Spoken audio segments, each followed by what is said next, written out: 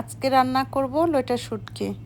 আমি যে পদ্ধতিতে লইট্টা শুটকি রান্না করি সেই পদ্ধতিটা আপনাদের সাথে শেয়ার করব।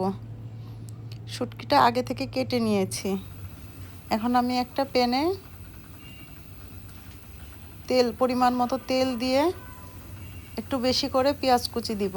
যেহেতু আমি লইট্টা শুটকিটা শুধু পেঁয়াজ আর রসুন দিয়ে রান্না করব, তাই আমি পেঁয়াজ আর রসুনের পরিমাণটা একটু বেশি দিব।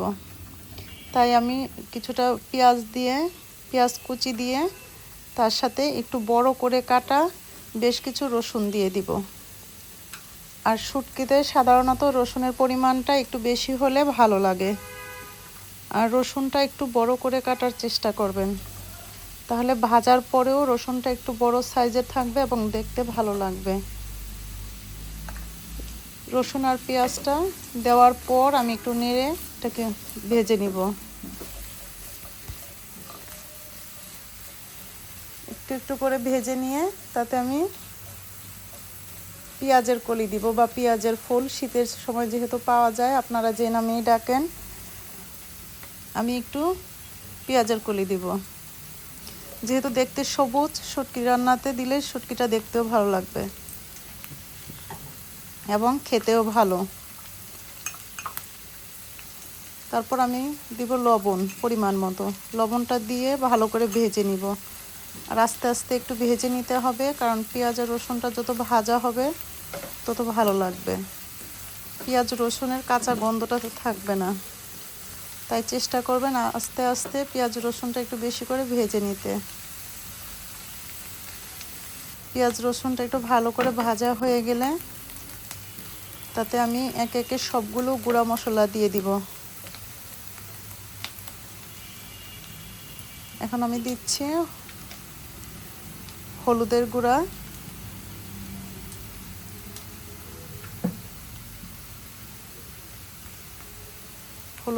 দেওয়া হয়ে গেলে দিব ধনিয়া গুঁড়া। আর ধনিয়া গুঁড়াটা শুটকিতে একটু কম দিবেন অন্য মশলার চেয়ে। তারপর দিব মরিচের গুঁড়া। আর মরিচের গুঁড়াটা যার যার ঝাল খাওয়ার পরিমাণ অনুযায়ী, কিন্তু শুটকি মানেই হচ্ছে একটু ঝাল ঝাল ভাব, তাই শুটকিটা একটু ঝাল হলেই ভালো লাগে। আর আমি এখানে খুব বেশি দেইনি, কারণ পরে কাঁচামরিচ দিব। তাই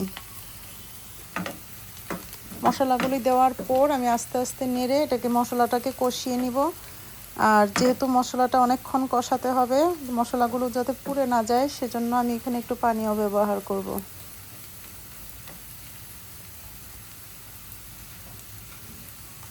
আর আমি একটু পানি দিয়ে মশলাগুলো আবার ভালো করে নেড়ে মিশিয়ে কষিয়ে নিব।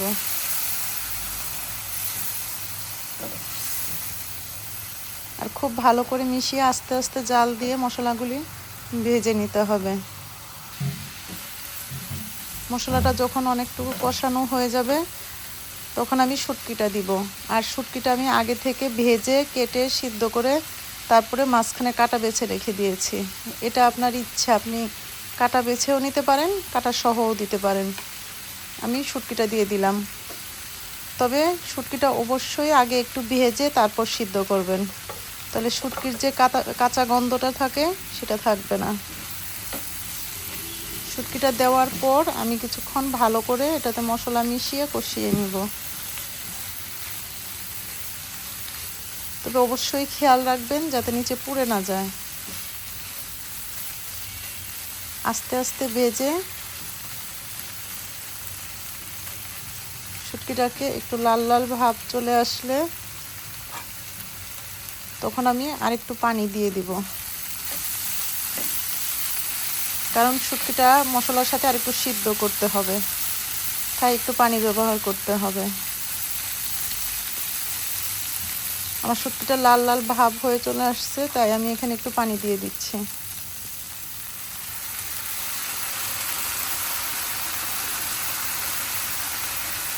একটু পানি দিয়ে আমি শুটকিটাকে আবার ভালো করে মিশিয়ে দিব, যাতে মশলাগুলো ভালো করে শুটকিটার সাথে মিশে যায়, এবং ঢেকে দিব কিছুক্ষণের জন্য।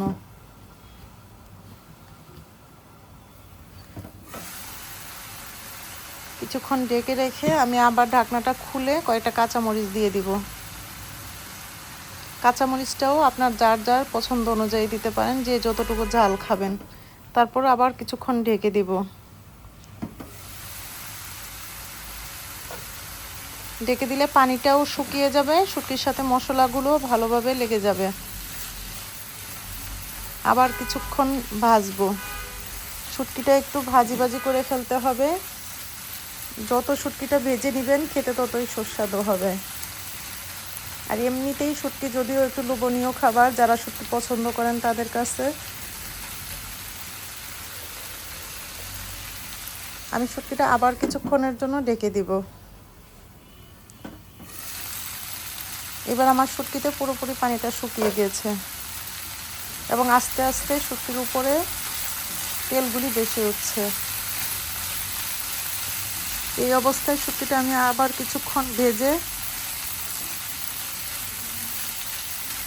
পুরোপুরি পানি শুকিয়ে একদম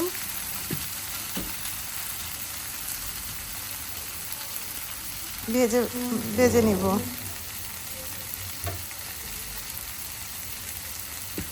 এবং শুটকিটা যখন পুরোপুরি একদম মশলাটা নিচে একটু লাগা লাগা ভাব হয়ে যাবে, ভাজা হয়ে যাবে, তখন হয়ে যাবে আমার লটে শুটকি রান্না। এই পদ্ধতিতে লটে শুটকি রান্না করলে খেতেও ভালো লাগে এবং খেয়ে সবাই প্রশংসাও করবে।